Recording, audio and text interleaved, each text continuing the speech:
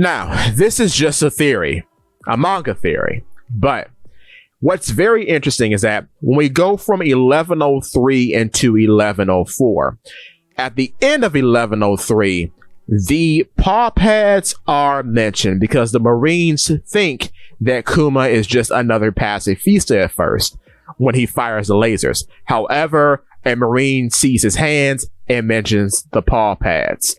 What is so interesting about this is that this is the last time that we see the paw pads on his hands, because at the end of 1103, he blocks Saturn's strike with his back.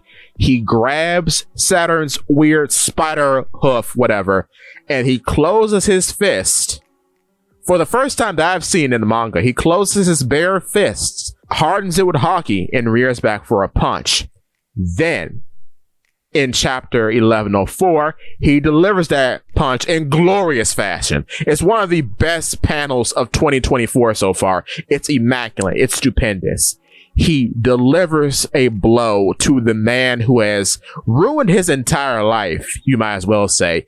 He punishes him finally, and it's done. However, the weird thing about this is that once Saturn goes flying, once Saturn goes through all those buildings and then is crushed by another falling building, we see KUMA crouch down and reach for his child, Bonnie. In the panel in which he is reaching for his child, something is very peculiar about this, and I just noticed this as I was recording an episode of the Rose Skull podcast with my co-host Zach. When he reaches out for Bonnie, his palm is visible. You do not see any paw pads on his palms. This means that KUMA is dead, potentially. Now, the hair still being in the shape of bear ears is a good counterpoint, though that could just be a hairstyle that is now kept in place by his hat. His hair might not even naturally be able to do that anymore because the power is gone. So, from the point of him rearing up to punch and delivering that punch,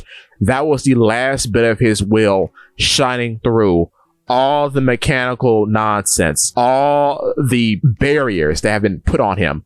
All that was pushed out of the way for his will to come through and to punish the wicked and to save his child. But now that time is over. That deed is done, and he doesn't have to be here anymore. He knows that Bonnie has the memories of him and his life with Guinea. He knows everything. He knows that she knows. So his time in this world would make sense to be over at this point, which is very sad. But I think this is the case because the scene is too deliberate for it to mean nothing. Now, it could just be an art foible. That's very true. But I think that is what we're supposed to see. We're supposed to see that his hands are bare.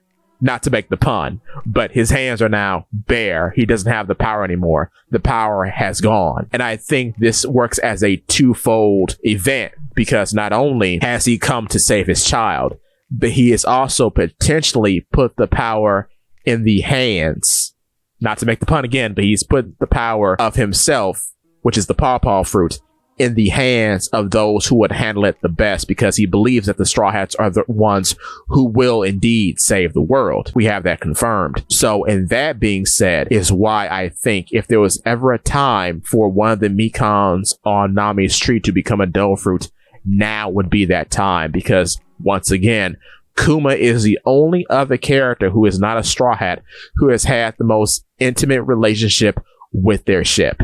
So it'd only be fair that since he spent 2 years of his life protecting the ship, now the ship can protect him by carrying his will until they find someone who is willing to take on what he has carried for so many years and being the tremendous power of the pawpaw fruit. And with that being said, thank you for watching. Give me your thoughts.